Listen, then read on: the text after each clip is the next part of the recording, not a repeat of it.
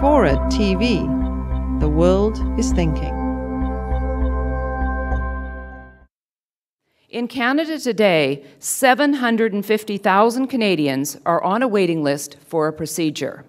That's out of a total population of 32 million. So there are fewer people in Canada than there are here in the state of California. 17%, or 5 million out of the 32 million in Canada, are on a waiting list just to get a primary care doctor. So when you hear the President and different members of Congress saying, we need to encourage more people to go into primary care, people in Canada, docs, don't stay in primary care because they're at the bottom of the totem pole. They're union members. Their salaries are negotiated by the Medical Association with the provincial government, and primary care docs are paid the least. So most young med students then do a specialty so that they can make more money. The average wait in Canada today from seeing a primary care doctor to getting treatment by a specialist is 17.3 weeks. That's over 4 months.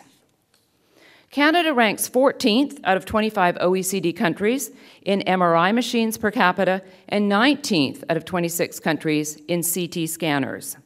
30,000 Canadians every year leave Canada and come to the United States and pay for procedures out of pocket because they don't want to be on a waiting list. I'll just tell you a quick story about my mom, who passed away in December 2005. In June 2005, my mother called and said, I think I have colon cancer. And I said, well, you better go to the doctor and get a colonoscopy. So she went to the doctor, and he said, well, you don't have colon cancer, that's fine. So she went home. And I said, well, did you get a colonoscopy? And she said, well, no. He checked my stomach and said everything was fine. And I said, well, you need a colonoscopy. And so she called back, and she was a senior. I was challenged on this, was my mother a senior? Well, if you look at me, my mother had to be a senior. So she was told that because of her age, she couldn't get a colonoscopy. Well, she had an X-ray, but that doesn't reveal colon cancer. In late November 2005, my mother had lost 30 pounds, and she was hemorrhaging. So I called the doctor, and she said, well, you'll have to get your mother to the hospital in an ambulance, because if you take her, you'll never get into the emergency room. And my mom spent 2 days in the emergency room, 2 days in the transit lounge, in transit, waiting to get a bed in a ward. I'd only seen the transit lounge at Heathrow Airport, waiting to fly from London to Paris.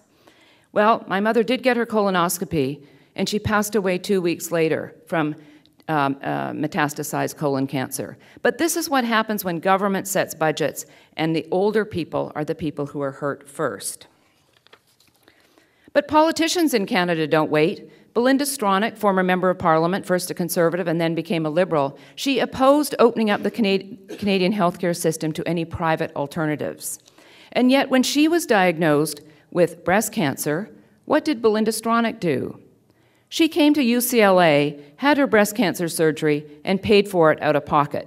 It was all right for her because she could afford it, but it's not all right for Canadians to have opportunity to get good medical care. As my friend in Vancouver, Dr. Brian Day, who is an orthopedic surgeon, former president of the Canadian Medical Association, told the New York Times, Canada is a country where a family can get a hip replacement for their dog in under a week, but a family member has to wait 2 to 3 years.